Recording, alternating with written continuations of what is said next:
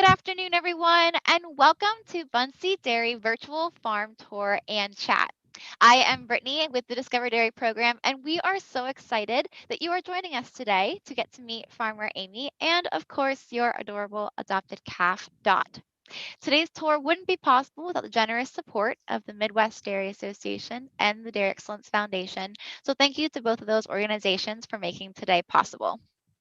First, this tour is part of the Adopt a Cow program, and for anyone that is new to Discover Dairy and the Adopt a Cow program, it is a free online resource that covers Common Core standards in math, reading, and science while using dairy concepts to teach those lessons. The resources can be found at www.discoverdairy.com. We'd also love for you to join the Adopt a Cow Fund next year, especially if you've been enjoying this year. So if you're interested, feel free to register again.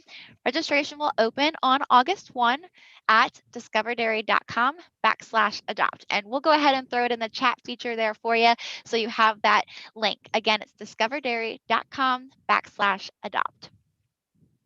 Next, as everyone continues to join us live today, you'll see that the chat feature is enabled, and I can see plenty of you have found that chat feature, which is really awesome. Please feel free to keep using that chat feature. Go ahead and comment, ask any questions, just share your thoughts and feelings as we go through. I know we're excited to hear from you, and I know so is Farmer Amy. And she's very excited to answer any questions you have. And I'm going to go ahead and look through some of these here quick to see if we can give some shout outs. So thanks to Palmyra Elementary School in Missouri for being the first ones to join us this morning. Awesome. Let's see, we've got some first graders in John W. Luff Elementary in Independence, Missouri. Welcome. Let's see, we've got Christ the King School in St. Louis, Missouri. We've got first graders in Bryant, Arkansas. Welcome, everyone. We've got some third graders let's see, in Bernard, Missouri. Welcome. Let's see. We have some first graders in Kansas City, Missouri. Hey, everybody.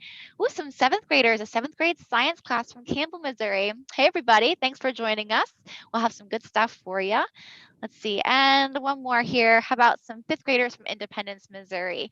Hello, everyone. Thank you so much for joining us today. We are really excited to see you all so interactive and just excited to join us. I see all these great questions already coming in, which is awesome. We'll have lots of time to go ahead and get to those with Farmer Amy. But for now, I am pleased to introduce you to Farmer Amy in Cosby, Missouri at Bunse Dairy. Hey, Farmer Amy, how are you doing? Hey, Brittany, how are you? Oh, I am doing pretty good. And let me tell you, I can tell everyone is super excited about this. So I will let you go ahead and take it away. And that way they can see you and our wonderful fuzzy friend there you've got with you. All right, sounds good. Hi, guys. I'm Farmer Amy.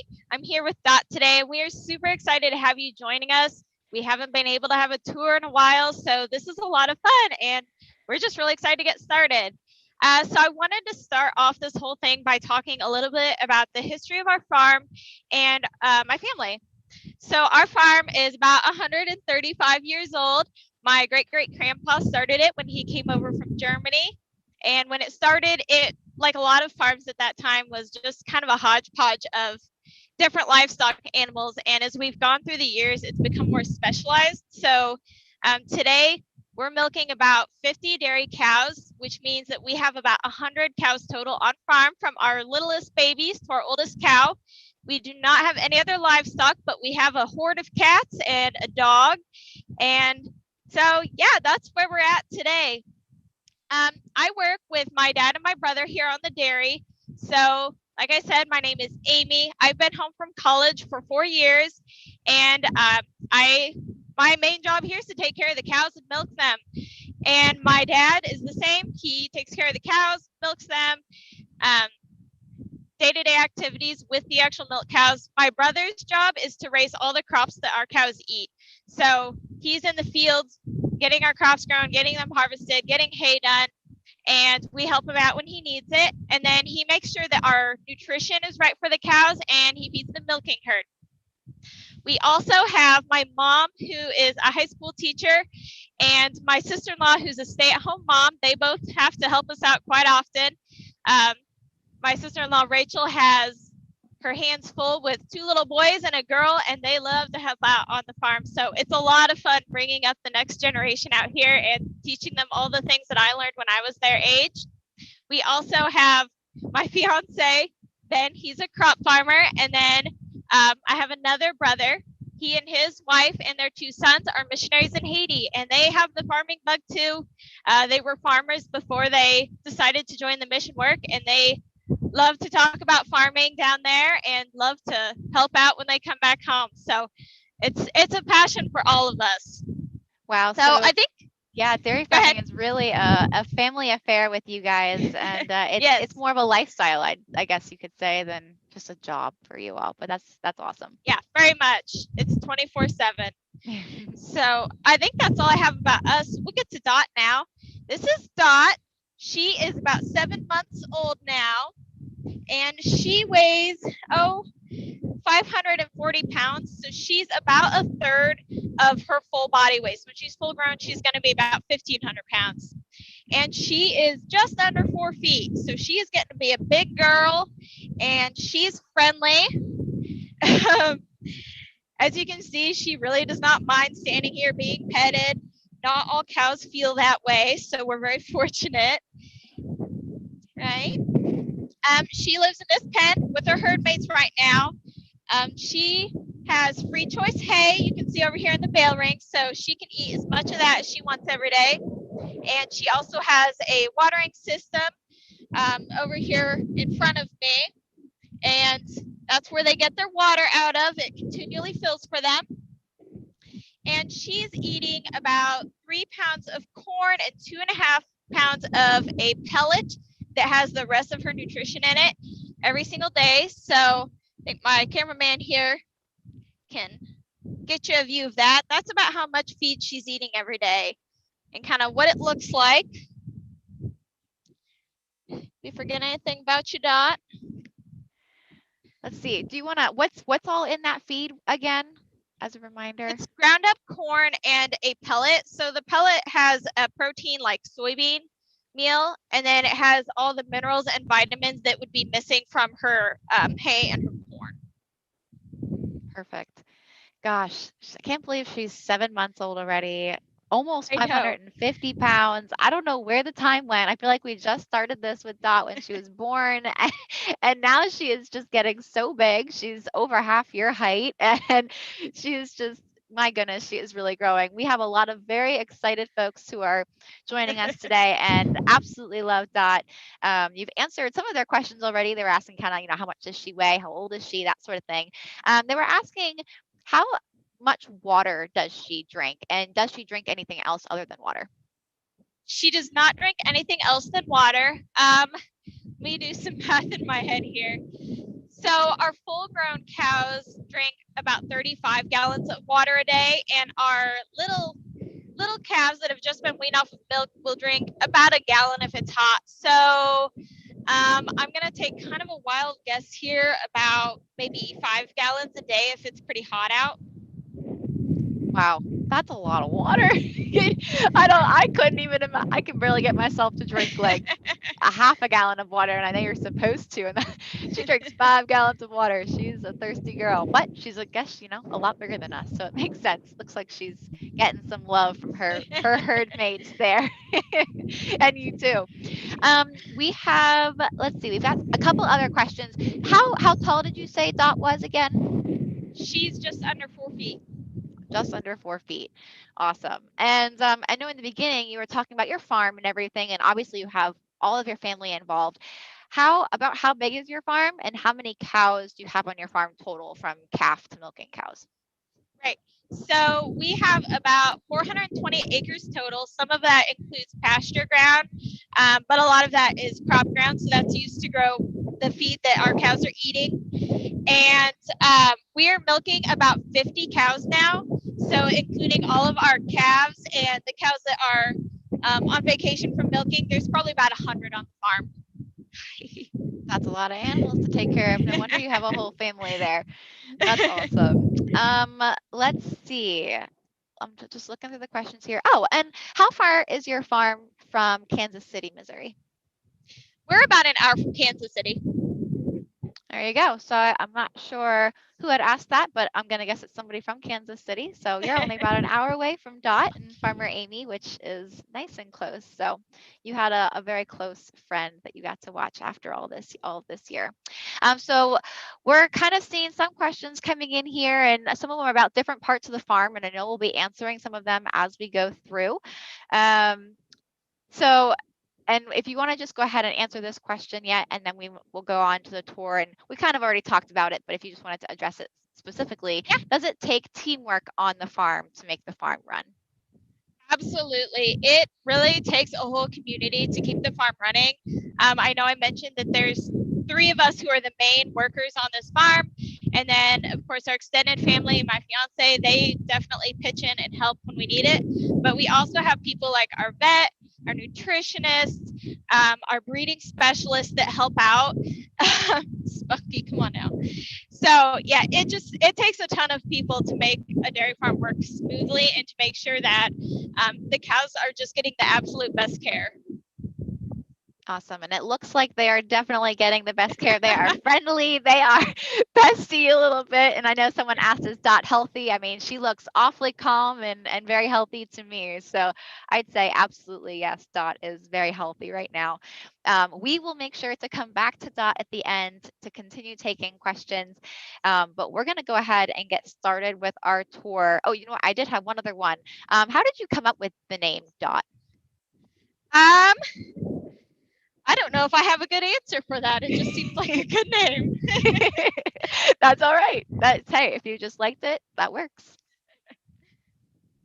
Awesome. So we're going to go ahead and get Farmer Amy out of the pen there from the calves, and actually you can see one of her herd mates or two of her herd mates out in the back there, um, eating some hay out of their hay ring. So that's exactly what Dot would do when she's hungry. She'll go and nibble on some hay.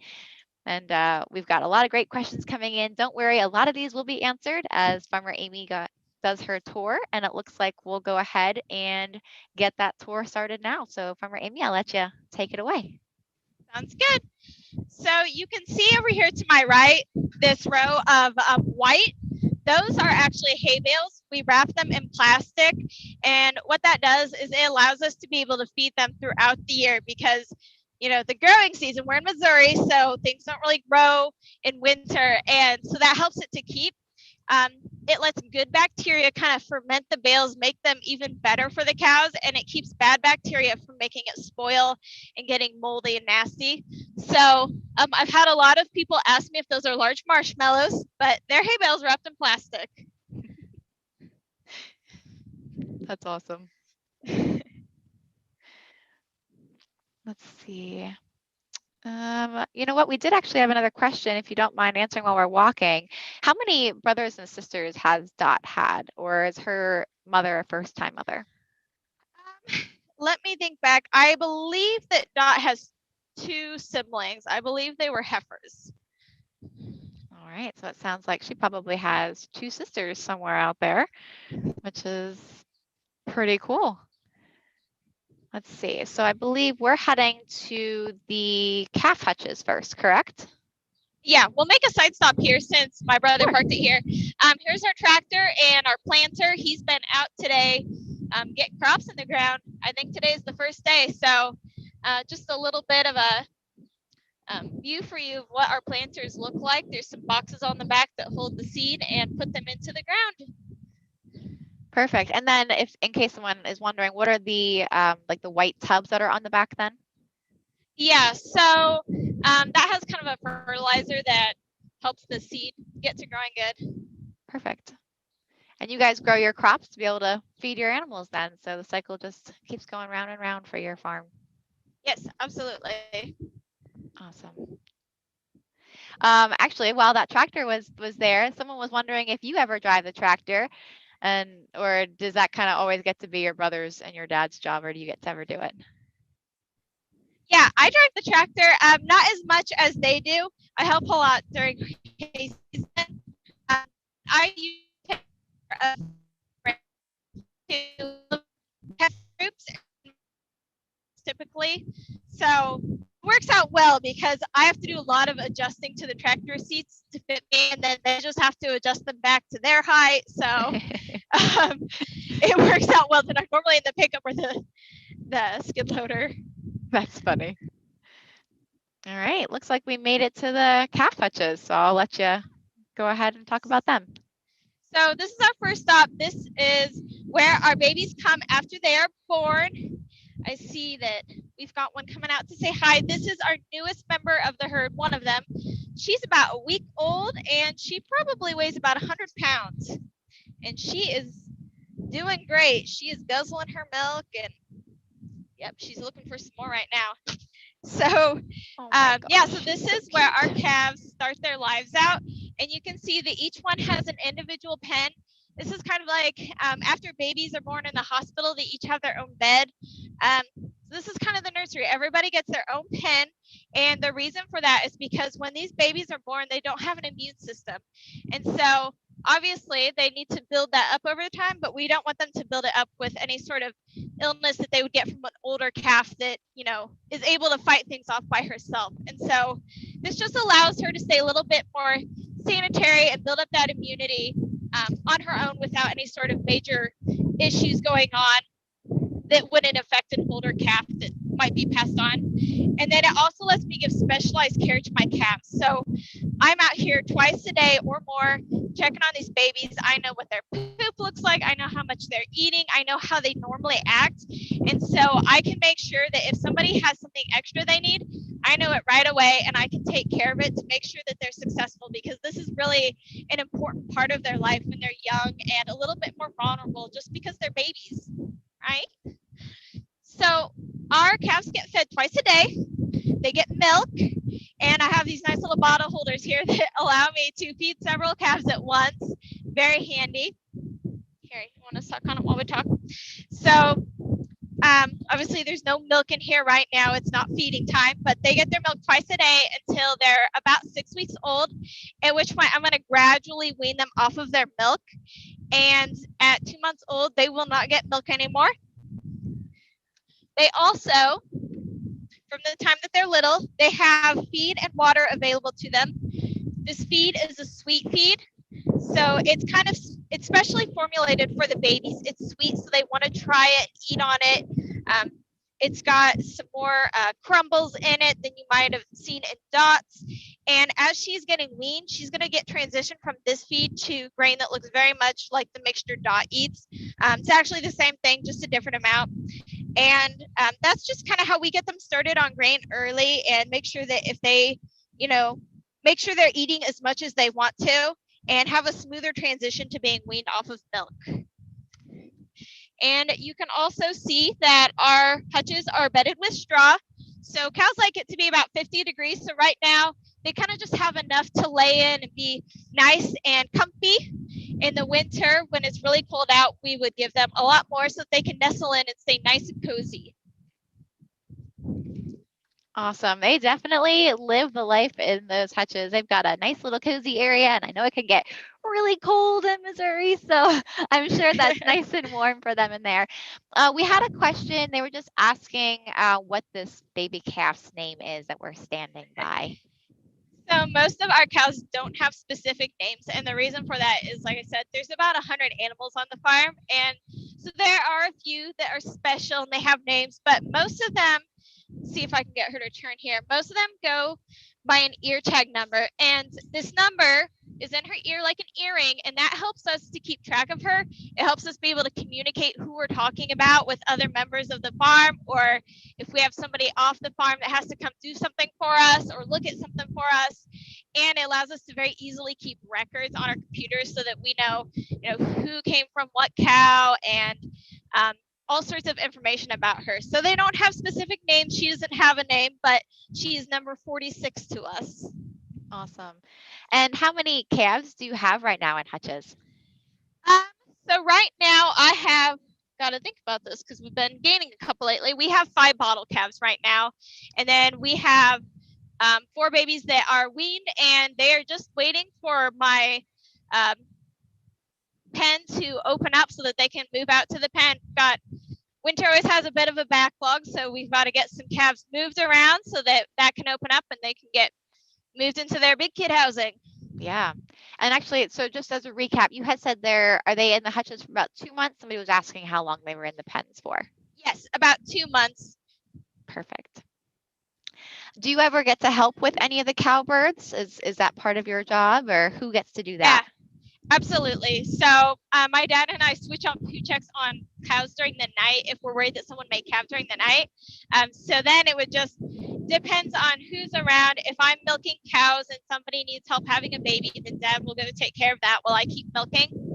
Yeah, I've assisted in plenty of birds, and actually this is my favorite part of farming is the new babies, helping them drink and stand for the first time, getting them out to their new hutch. Yeah, it's my favorite part. I really love it. I probably would have to agree. I think it's the cutest part too. And as you can see, Absolutely. clearly they're just adorable. It's hard not to love them. This is a silly question, but it kind of makes me laugh because you were kind of getting eaten at when we were in the other pen. Have you ever gotten bitten by a cow at all, Farmer Amy? I actually have, which is surprising because cows only have teeth on one row. They don't have it on both the top and bottom jaw. So you would think it would be hard to actually get bit. But I did. I had one bite my nail once and actually cracked it. Oh my goodness. Darn cows. Like, they just don't, I mean, they're 1,500-pound animals. They just don't know that they're so strong. They don't know their size, or sometimes maybe they do. Right. That's funny. A question for, the baby calves and even for calves up to Dot's age. How do they get to play, or how do they like to play? How do you know when a calf is playing? You can't just give them a set of blocks and say, here, play. How do calves play? So a lot of times when I give these calves some fresh bedding, they love to run in and out of their hutch and just spray the bedding up in the air. So when they're little, that's their favorite thing to do. Or right after eating, they're really happy and they'll skip in and out of their hutch. My dog, actually, he helps with the cows. He loves the calves, and sometimes he will try to play with them and get them to skip around with him. And then as Dot's age, they're a little older, so sometimes they kind of chase each other around. Windy day like today kind of makes them feel frisky. Oh my goodness. So yeah, so they're pretty simple animals, right? Playing out in their pen is about all they really need to do. They're just a very simple animal. From Amy, just a recap. I know you had said a little bit earlier. Someone was asking if you had horses on the farm. Somebody was asking if you only have cows. Did you want to just recap on that one more time? The animals on the farm. We only have cows for livestock. My brother does have some beef cows. They are off the farm. They are on his own ground. So here it's just the dairy cows. And then we've got a nice little herd of cats going on. And we have my dog who helps me take care of the cows. Awesome. A good question that kind of goes with that. Somebody was wondering if you have any wild animals nearby that you have to worry about, or, have to, make sure you're protecting the animals that are outside. Is that ever a problem with the animals being outside? Every once in a while. So most of our wild animals are like coons or possums that are more of an issue of getting into the feed and making the feed dirty and eating it. But we do occasionally have cows that will surprise us and calve out in a back pasture where they vacation the last 2 months until they have their baby. And then there can be a little bit of concern for a wild animal getting that very vulnerable newborn calf, but it's pretty rare. And a big reason for that is that, we know when she's due and we bring her home so that we can make sure that we're there when she's calving. Absolutely. I know I've been going at you with some questions here, but we have so many people that have great questions. And I think the baby calves are just a great spot to kind of be able to see them and talk to you a little bit more. I did have 2 questions about Dot, and then we can go ahead and move on to the next part of the tour, just because a lot of it is about milking and everything. And I know that'll come up and we'll talk about that soon. But one question was, where does Dot sleep?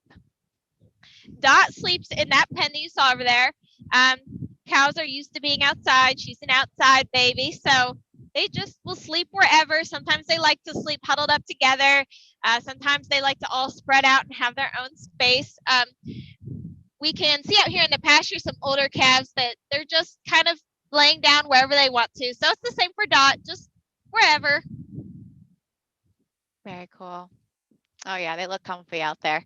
And someone had asked, was it difficult to halter break Dot? And maybe I'm assuming the person that asked that understands what halter breaking is. So do you want to explain to me what that means and how long did it take for you to halter break Dot? Yes. So as you can see, these calves don't have halters on.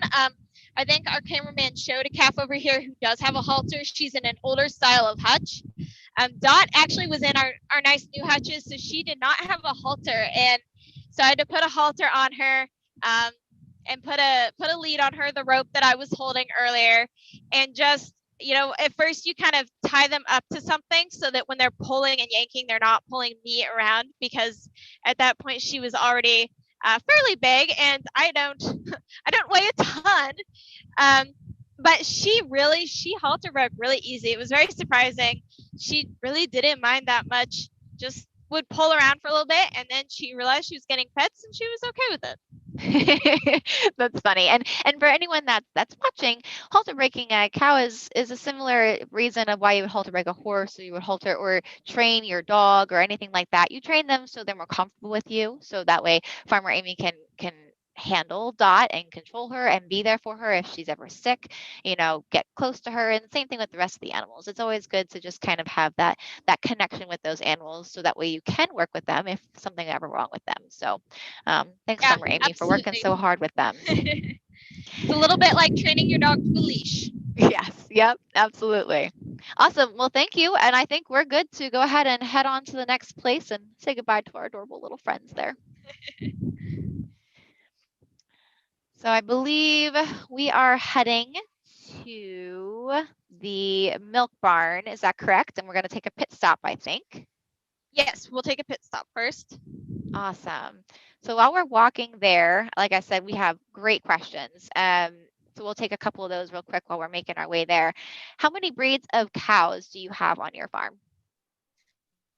We only have Holsteins, so those are obviously you've seen that they're black and white. They're the most common dairy breed in America. Awesome. Go ahead. It looks like we're at our pit stop. Awesome. So unfortunately, we don't have great service behind our barn where the cows eat and sleep. So my brother graciously brought our mixer wagon up here where we do have service so that you can at least kind of get an idea of how our feed is prepared. So all of our heifers and our vacationing cows on the farm get a feed that looks really just like what Dot eats. We just vary the amounts. Sometimes we have a different kind of pellet for specific groups, but the milk cows is a different story. They are working, so they need a very specific ration that's going to help them be healthy while also producing that milk and producing very good milk. And so we work with a nutritionist. I know I mentioned that before. They can test all of our feeds that we grow, so our corn and our forages, and they can figure out what nutrients they have. They know what nutrients each age group of cow needs, and then they can use that to formulate those pellets I talked about to finish up the ration, or to tell us what amount of each feed that we need in order to give them a healthy diet. So this is our mixer wagon, and this is like a big bowl with spinning choppers in it. You put the hay in, and it chops the hay into very fine pieces. There's actually a hay bale in front of me there. You guys can see it's still got some wrap on it holding it together. And so it chops that up, and then it mixes all the other ingredients in. So we have here a sample of what comes out. It's called a TMR, or a total mixed ration. It has ground up corn in it. It has soybean meal in it. It's got hay, and it has vitamins, minerals, and silage. And silage is taking a whole plant, typically corn, and you chop it all up. So everything from the grain down to the leaves and the stem. And the reason that we do that is because the corn is great. It has a lot of energy, but cows are made to eat forages. It's very good for them. That's why you see cows grazing a lot of times if they're out in a pasture. And so what it does is it takes the best of both worlds. It adds that grain while also keeping in that fiber that keeps their digestive system really healthy and keeps them doing their best job.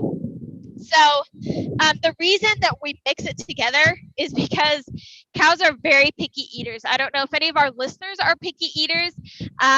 You know how sometimes you might like your fruits as a kid, but you really don't like your veggies. And so your mom gets desperate, makes a casserole and puts the veggies in with your meat. And then it's harder to pick those veggies out. So you have to eat them because they're good for you. Even if you don't like them, you need to eat them. So it's the same for this. We mix it all together. We make kind of a casserole or a salad. And so that makes sure that the cow is going to eat all of the nutrients she needs in the correct amounts that she needs to eat. And yeah, it just makes sure that she's actually eating the diet that she should eat. Wonderful. I mean, it sounds like these ladies are eating better than we are. It sounds like they right? Yeah.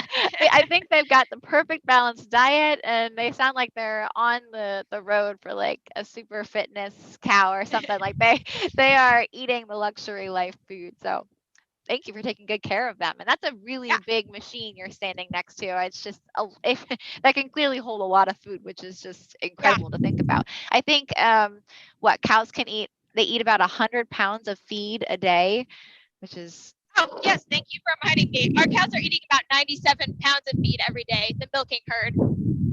Wow, 97 pounds of feed. And about how much water do they drink? Do you know? 35 gallons and more if it's very hot out. Whew, 35 gallons. That's a little bit more than what Dot was drinking. She was drinking 5 gallons, which is just, that's incredible. Yeah. Awesome. So I want to just like take a quick stop here before we go into the barn. I was talking about the history of our farm. So this oldest part of the barn right here, this would have been where my great grandpa and maybe even my great grandpa did some of their milking. There's some old stanchions that would help hold the cow still inside there and a pen. And then this middle section here, that's a different height. This is the part that my grandpa built, and this is where he milked the cows. And then we can see there's yet another section that looks a little bit different. And this is the part that my dad built. And so we still are using part of the barn that my grandpa built for the actual milking process, but all of the cows are coming into this new parlor. So I just wanted to stop and touch on that because I just think it's so cool that we can see a whole row of history of dairy farming right here.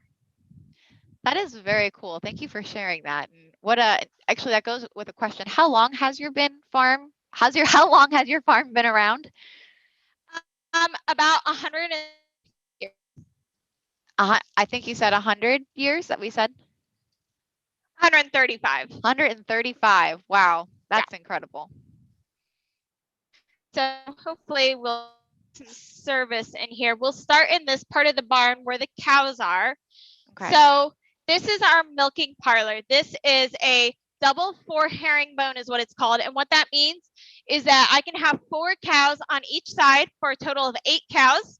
So this is where Dot's mom gets milked. She's giving about 11 gallons a day, which is above average. So she's doing really good.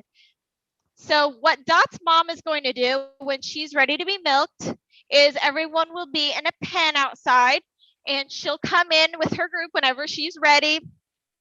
And the first thing that we're going to do is wipe off her teats.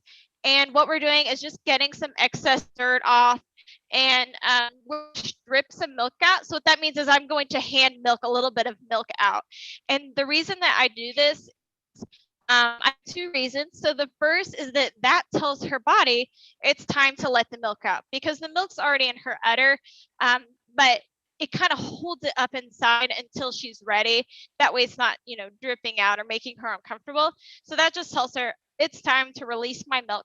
The other reason is that sometimes if a cow is sick or if she has something going on, you may be able to see that in the milk, and that can tell us if she needs it or not use that milk for human consumption.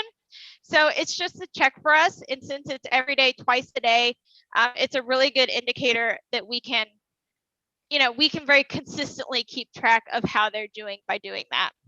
So once we have stripped her and dipped her and stripped her and wiped her off, then we're going to dip her. So this is called a pre-dip. And your guys' parents may have taught you to wash your hands before you eat, so that your hands are clean and you're not taking germs from your hand and putting them into and you get sick. It's the same for a cow. If milk is coming out, bacteria can go in, and we don't want that. And so this would be kind of like your solar sanitizes her teats. It makes them clean. So I would dip this first cow, and then by the time the last cow is dipped, this one is ready to start milking. It has sat long enough. So I'd wipe her teats off with a towel, and then she's ready to start milking. So these are our milkers. I'll see if I can get as close as I can here. And you may or may not be able to see this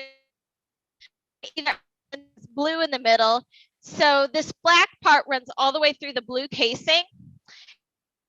So this is the part that actually kind of gets the milk out of the cow. So there's one for each teat. Cows have 4 teats. And we'll put this on her. And how it works is there's a vacuum, which I don't know how many of you may or may not know what a vacuum is, but for simplicity, it creates suction, kind of like a vacuum cleaner, I guess you could say. So the suction helps it to stay on her teats because it's just hanging there upside down. And between this rubber and this casing, it alternates between being a vacuum and not. And what that does is it causes this inflation to squeeze in and release. So what that's going to look like for her is if this is her teat, then it's going to be going like this. And what that does is it makes it more of a gentle, relaxing, massaging motion of getting the milk out, which makes it much safer and better for her than if it was just constantly taking the milk out. And so we put that on her, and it'll take about 5 minutes for her to milk out. And while that side is getting milked, I can work on the other side. And something that's really nice in our barn is we have automatic takeoffs. So when the cow's done milking, we don't need the milker to stay on any longer. We don't want it to be necessary. So I can take care of another cow, and I don't have to wait when she's done, because our milker units, they can recognize that she's done milking and it comes off, and I don't need to worry about that because it's taken care of. It's a really nice feature that I didn't appreciate until I was at a dairy that didn't have that. So once everybody is done, we will check them and make sure that make sure they're actually milked out, because every once in a while a milker will come off too early. And then we'll put another dip on. And this is a post dip. This would be kind of like lotion for her skin. It just makes sure that her skin stays nice and smooth, doesn't get cracked or dry. It's especially important in winter. And then it also creates kind of a bacteria again to keep, a barrier to keep the bacteria out. Excuse me. So once the milk comes out, it's going to come through the pipelines. And if you can see here at the other end, we have a jar, and it will collect here until it reaches a certain point at which it's going to pump. And it will go through this little box. I know you guys can't see very well, but there's a lot of little plates. And what it does is it has cool water on one side and warm milk on the other. So milk comes out of cows at about 101 degrees, and that's because cows' body temperature is about 101. That's why they like it to be cool outside. It's pretty warm out for them today. And so you guys know that we don't drink warm milk. So this helps our machinery not have to work so hard. It naturally pulls some heat out, and then we get to reuse that water. We send it outside, and the cows have it right outside. They can drink it as they're leaving. And of course, they have other water sources available, but it's just the way we can reuse that water because it's clean and there's no reason to let it go to waste. So next it's going to travel into, I don't have this pipe, that's not looking, but this pipe would Farmer Amy, I know we have some rough connection here as we are in the parlor and the milk house. So I'm just gonna let you guys go ahead and get to your spot here real quick until we can get your service. I vaguely heard you, but I think we lost your video there for a second. Absolutely. But yeah, so I'll wait till I can see you guys again. I maybe try turning on and off your screen. But what Farmer Amy was saying, as the milk was coming out and being cooled, it travels through all the pipes and it's making its way into the milk house. Now we can see she's in the milk house. We're still frozen right now, but unfortunately, when we're in barns like this, there's very little service in these barns. So we're doing our best to be able to show you all this experience and kind of let you see everything, even though our service isn't the greatest in the barns.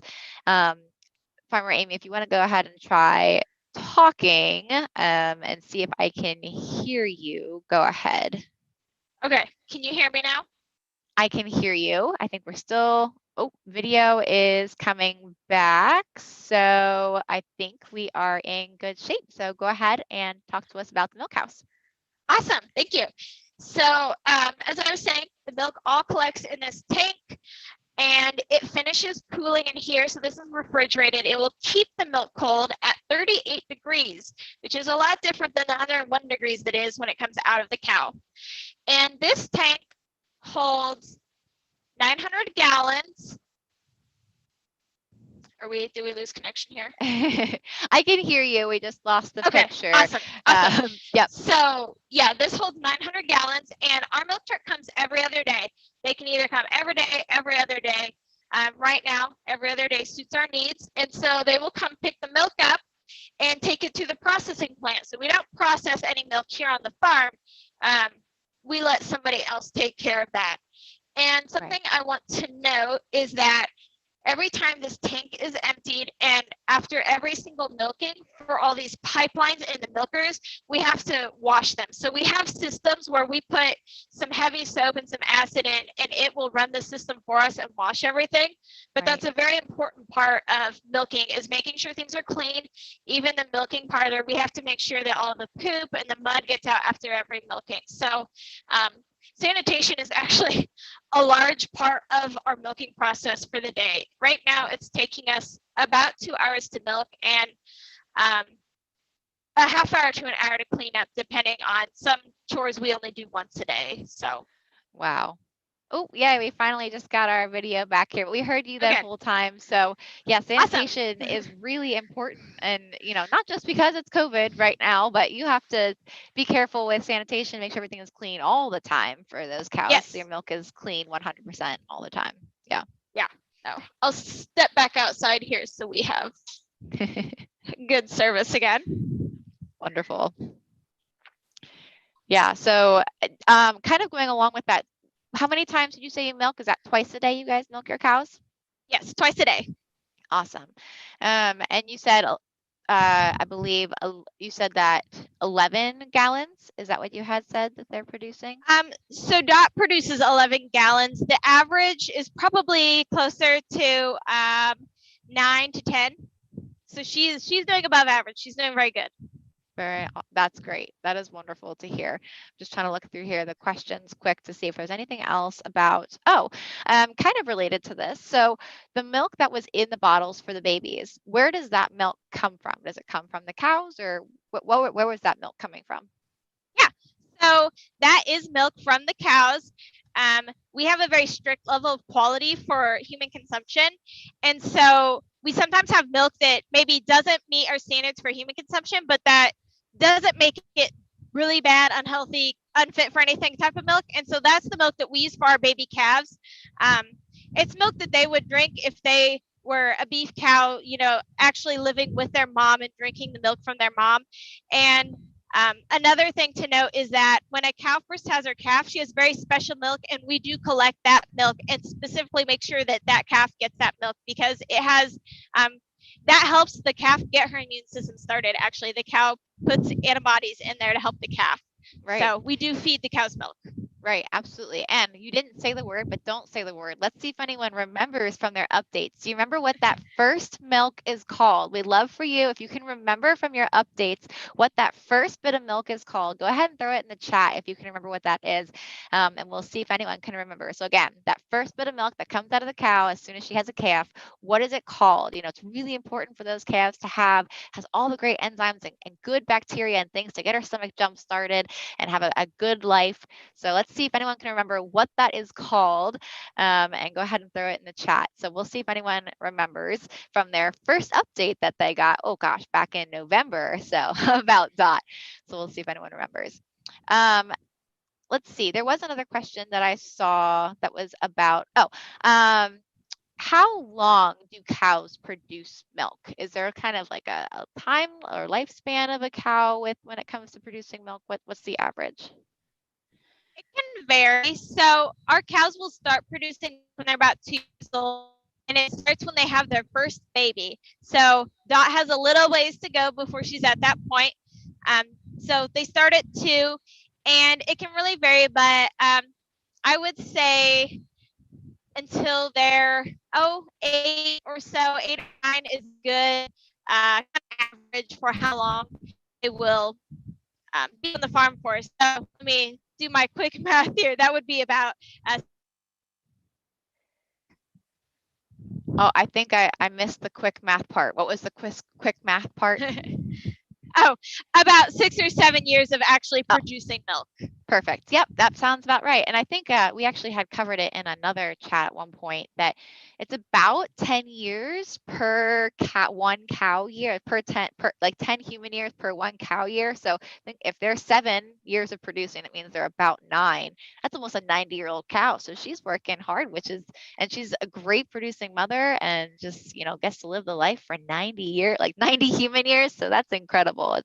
It's just really neat to see how longevity in a cow is there. So thank you for sharing that. And just to recap, we did have some folks who knew the word. So yes, the word was colostrum. Heather was the first one to know it, then Sage, and it looks like Steph also came in and said colostrum. So congrats, you guys remembered what that word was. And that's really important in calf health. So I'll let you go ahead, Farmer Amy, and continue the tour. Okay. I think that's all I have for the tour. Actually, we can get a here. I do have our to actually visit that due to service.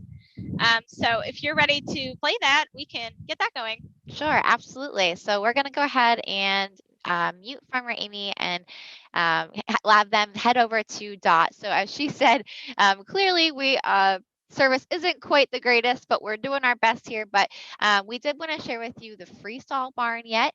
And the Freestall barn is where Dot's mom lives and where Dot will eventually live once she is old enough and has her own baby. So we're going to go ahead and show you a quick short video of what those Freestalls look like to kind of wrap up the tour.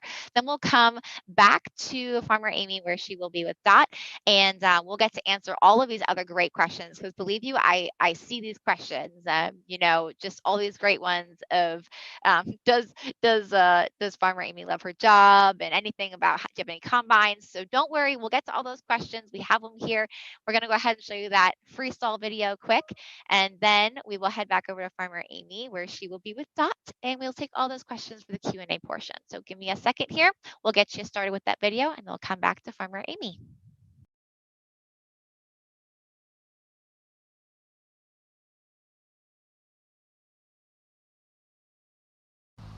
Hi, so this is the Freestall barn. This is where our cows spend a large portion of their day. Our cows spend about 60% of their day resting, so that's about 14 hours. The rest of their day would be spent eating, drinking, kind of walking around and being in the milk barn. So they spend a lot of time resting, and it's important that they have somewhere comfortable. So this sand helps keep them clean and dry. Doesn't let bacteria grow like organic material would. And then we also have fans up above that help keep them cool in the summer. And we have the option to kind of close things up a little bit more in the winter to keep the wind out so it stays nice and warm.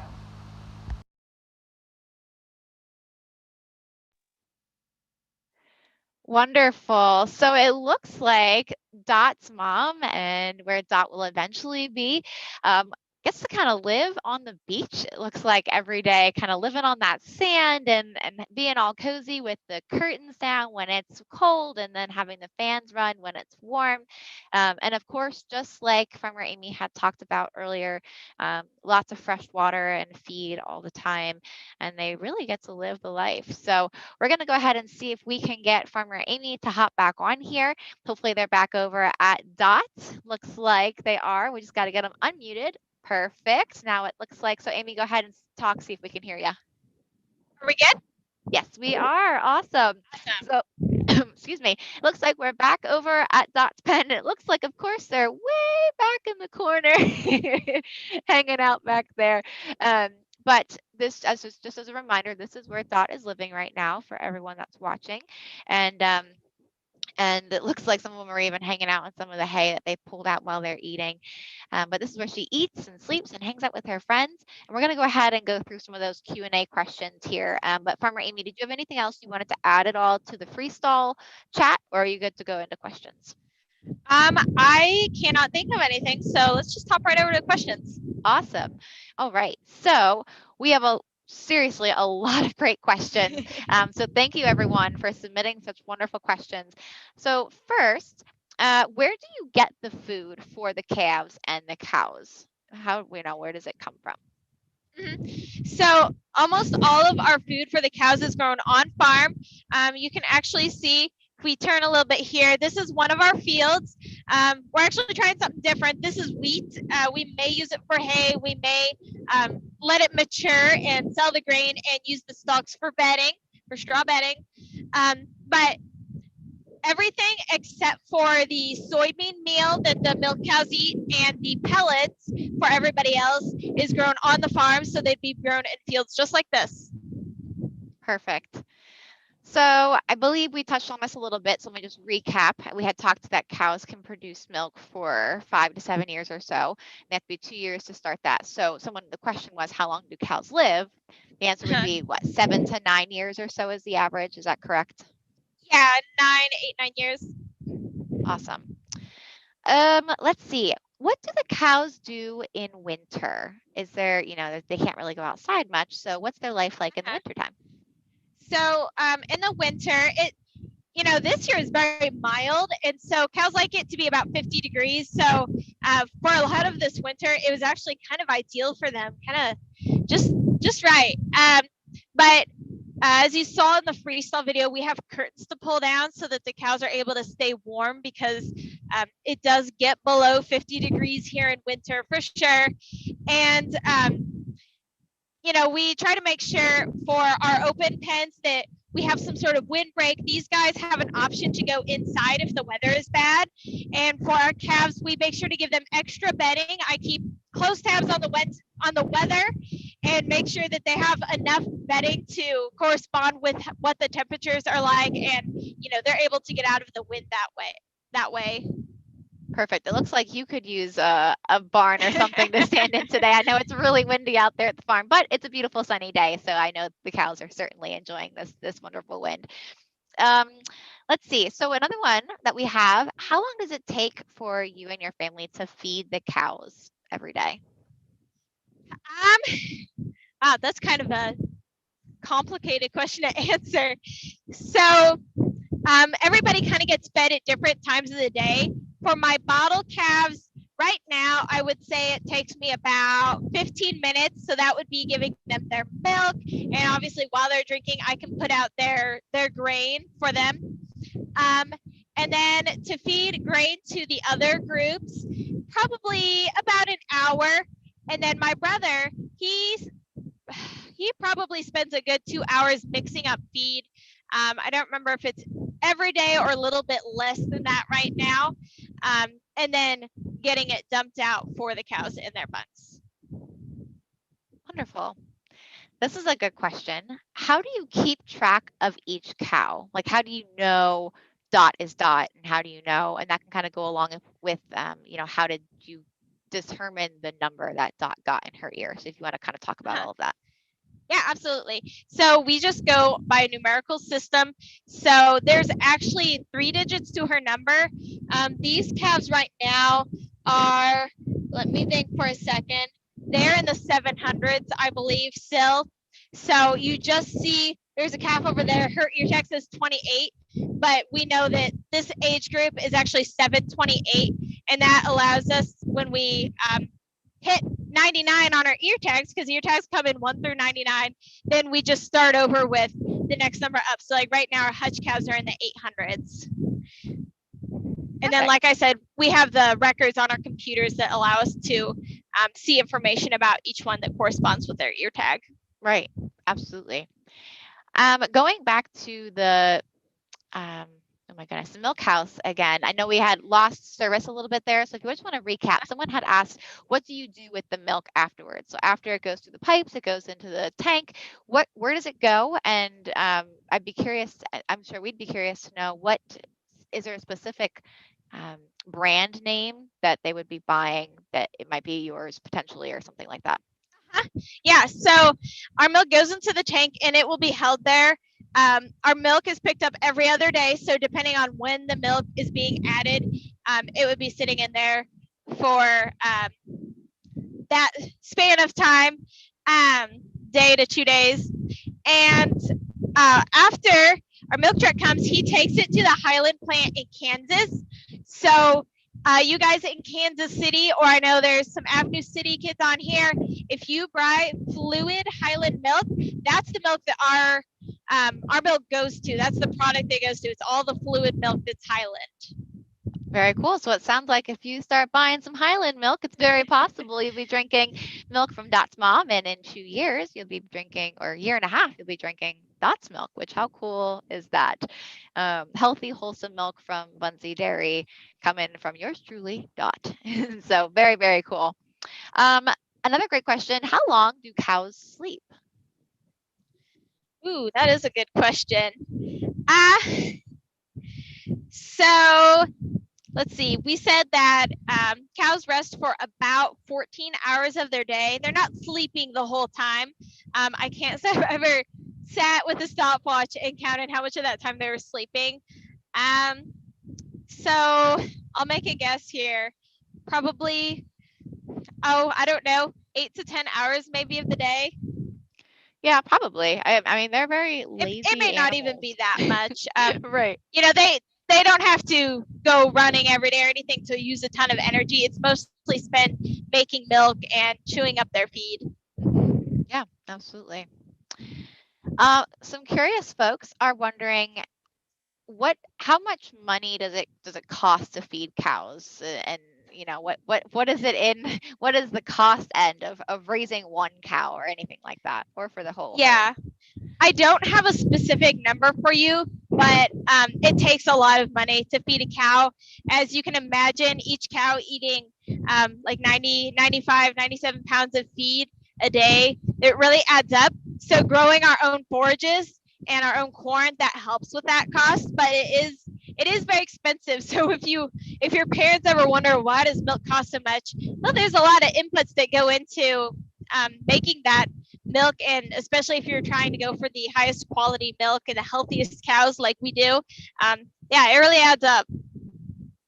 Absolutely. Yeah, it's not a cheap thing to raise a cow who's eating 100 pounds of feed a day. So they definitely are an expensive animal, but it's worth it in the long run. Let's see. This is a good question. How do they go on vacation from being milked? Like, what does that mean when they go on that vacation? Yeah. So 2 months before they are due to calve, because we know when each cow should have her calf, roughly. It's just like humans, due dates aren't always perfect, but we put kind of a sealant in her teats to help keep bacteria out again. And we give her some vaccinations that are going to help both her and the calf. And then we move her to a pasture. And so in that pasture, she doesn't have to go through the barn, wait for everybody else to be milked, because she doesn't need milked. And she gets a very special diet that's going to help her. There's a extra stress that comes with having a baby, no matter what animal you are. And so digestive system's part of that. So they get a special diet that helps their digestive system to continue to be healthy when they calve back in and start putting a lot of their energy into creating milk. Great. Now, as we ask a few more questions, is there any chance we'd be able to go back into the pen and maybe try and get closer to some of those ladies that we can kind of hang out with them?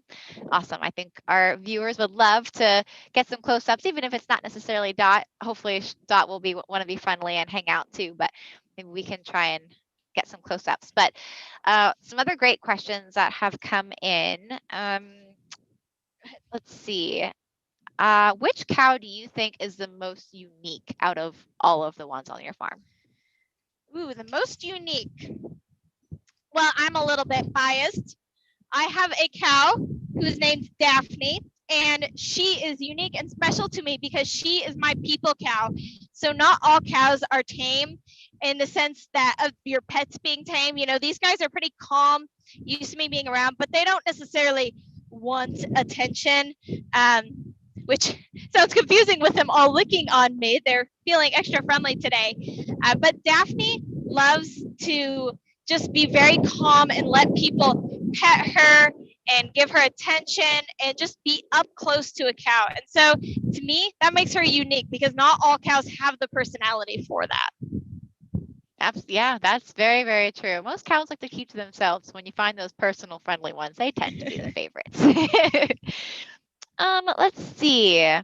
Another great question. Do you ever get bored with your job on the farm, or what's is it a 9 to 5 job, or what's it kind of like? I don't think bored is a word I actually could use to describe my job. There's a lot of descriptors, but bored I don't think is one of them because my job is 24/7. So they're all animals, and so like your pets, they always have to have care, even if you're not actively doing something for them. You're kind of always on call, and so you can imagine with 100 animals, we are always on call, and cows are notorious for breaking things or needing different things, and so they definitely keep us on our toes all the time. Yeah, I There's probably always have something interesting. Right? Yeah, bored is probably not a word to ever be described with dairy farming. It's a 24/7 job. Even when you want to sleep, they'll wake you up if when they want to get into some trouble. Oh, darn cows! They have a mind of their own. That is for sure. Another great question. We actually didn't talk too much about this at all, so this is a good opportunity to talk about this. Does Dot have to go to a doctor at all to get shots or to stay healthy? Or do you want to just talk about the vet in general for the farm? Absolutely. So, in a way, I am a little bit like Dot's vet to an extent. So, I guess you could say I'm kind of like her general practice doctor. I know a lot about how to treat various minor illnesses, and I'm able to keep up on her vaccinations that she needs and take care of just some general things if she gets a scrape or if she has a cough. But I also work very closely with a vet, so closely that I will just text him pictures and say, hey, what do you think about this? Our vet actually lives an hour away, so that technology and being able to just quickly get in touch about different things without having to be face to face is really awesome and really important to us. But there are things that our vet needs to come out and do. Some of them are emergencies, some of them are just routine things. So seeing if our cows are pregnant or not, that would be a routine thing that he'll just come out every so often. And if we have somebody that we think, well, he's here, so let's just get her looked at, she's kind of got maybe a little bit of a limp, then he'll look at her too. And he's also able to prescribe us medications that, again, things that I'm able to give by myself, he's able to prescribe that and keep me informed on how to use that medication properly so that our milk is safe and our cows are getting the care that they actually need. Absolutely. So we try to, you do most of it on your own, but of course there's a vet for any emergencies or things that need checked up. So that sounds wonderful. So if Dot's ever sick, then it kind of sounds like Dot's got 2 doctors, you and the vets. Another good question that we had come in. How many babies does a cow have in a year on average? So the typical cow is only going to have 1 baby per year. The time that they carry a baby in their womb, in their stomach, is 9 months, which is the same as a human, actually. And then, of course, there's some time before she can, is healthy enough to become pregnant again. But twins are not terribly uncommon. I would say maybe every 2 years or so, maybe we'll have a set of twins come out of a cow. But having more than twins is really rare. We've never had more than twins on our farm. Yeah, and I think that's about almost every farmer I've talked to. I think most farms never see triplets. Every now and then you'll see triplets, but so the average is about one calf a year, and man, they get to live their life free and eating and drinking and just laying and chilling pretty much all their life. It's a pretty easy life for them. Do cows ever fight each other or try to show dominance like other animals? Yeah, definitely. So if you are just kind of hanging out with the cows and watching them, you can tell that there are some cows that are more dominant than the others. So especially when a younger cow enters the herd, we kind of keep an eye on them, make sure that they're getting their needs. That's why it's important for us to have lots of space for them to get in and eat, lots of space for them to go lay down, because if they're pushed for room, then those older cows or those bossier cows have more opportunity to boss around the more submissive, the younger, the smaller, the weaker ones, whatever it may be. But if you make sure to give them enough space and opportunity, then it's not as much of a problem. But yeah, there's definitely bossy cows and dominant cows. So even cows, even though they do seem to be smart but simple-minded, they still like to have their space and, and have their hierarchy in their group and in their herd. But in general, they like to hang out with each other. A couple of folks have asked how many acres are on your farm. About 420. 420. Wonderful. And I'm just going through the end here. How many hay bales do the cows eat in a year? You know what? My dad's actually here, so I'm gonna ask him what he thinks about that question. How many hay bales do you think our cows eat in a year?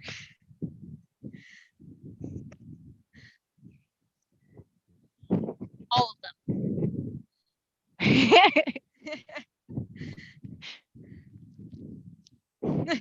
A lot. A lot. Yeah, that sounds about right. I mean, they're eating, gosh, 100 pounds of feed, and a good chunk of that is hay, so makes sense. Who was the first cow that your family had? Do you remember, or do you know? Well, since we've been continuously dairy farming, so I'm the 5th generation on this farm. I don't really have a good answer for that, because we have had cows my whole life, and I don't know anything about my great-great-grandpa's cows except that he had them. So yeah, nope, that's no problem at all. Someone was curious from. So another question you probably don't know, but it's a 2nd grade class from Raymore, Missouri. Do you know how long it took to build the farm? And if you don't know from the original, maybe just talk about the new part you guys added on for your generation. Yeah, so a lot of things get added over time, so there's not really a specific answer for that. But to build a barn would take several months. Absolutely. And they were wondering if their hooves are ever cleaned or trimmed. We do occasionally trim their hooves, and if it looks like something is stuck or if there's an injury, then we'll clean them up. Because most of our groups of cows on the farm here do have access to dirt, they don't need trimming as much as cows that are on concrete all the time. Our milk cows do need a little bit more maintenance with their hooves. That makes sense. And what could you say? Probably maybe once a year or so, or is that? For us, it's just kind of spot checking. There's just certain cows that need it, and there's others that never do. Right, because it's all natural and their hooves are just kind of grounded down. Yeah, absolutely. Yeah. So 2 questions for you you know what? I wanted to ask this one, and then there's 2 questions specifically for you. So one asked, a 2nd grader wanted to know if cows smell, or what do they smell like? Yes, they smell. To me, it smells like home. When I was going to college, there is a college farm up there. And so I remember I'd be sitting in a class, and somebody who had just came from the farm would walk by, and I would just kind of like, oh, it smells like home. I think some people would say it smells like poop. I think it smells a lot less like poop than if you're around pigs, personally. Yeah, I mean, all animals have their own smell, and when you have enough of them, then you're gonna smell it. But yeah, to me, it smells like home, honestly. Yeah, absolutely. Absolutely. Oh, you know what? And we did have one more. They were just wondering how Dot's mom is doing. I know you had said that she's producing about 11 gallons a day. They were just wondering how she's doing as well. Yeah, she's doing great. She's healthy. We don't have a due date for a baby yet. Sometimes when they produce a lot of milk, they're putting so much energy into milk that their body focuses less on having that next baby. So sometimes those high producers just take a little bit longer to get pregnant. But she's doing really good, looking great. Awesome. That's exciting. So the one question for you was, what's your favorite kind of milk? My favorite kind of milk. Or dairy products, I guess we could say. You know what? I just love white milk. Whole milk would be my favorite. That is what I'm used to. I do love to have some chocolate milk every once in a while. And other than milk, my favorite dairy product would definitely be ice cream. Oh, you're speaking to my heart. Does anyone else love the ice cream? That is definitely my favorite dairy product, probably a weakness as well. I probably eat too much ice cream, but I'd love to hear from anyone else that's joining us. What's your favorite dairy product, and is ice cream yours? Because, oh, I think that's both of us, Amy. Ice cream is definitely our favorite. And I figured I'd wrap up with this question as we finish up our tour here in our Q&A. I thought it was a really great one. I'm not sure who asked it, but what is your favorite thing about your farm? My favorite thing. So I already mentioned my favorite job is taking care of the calves, especially those newborn ones. But just my favorite aspect of the farm is I love the history of it. You know, so many generations have gone into it, and when my grandpa was still alive, he loved to hear my stories about the things I'm experiencing now, and he loved to tell me about his experiences. And just that shared family and working with my niece and my nephew, they love to help me feed the baby calves or clean up in the barn, and it's just so cool to see. So I'd say that my favorite aspect of the farm is just the family and the generations that go into it.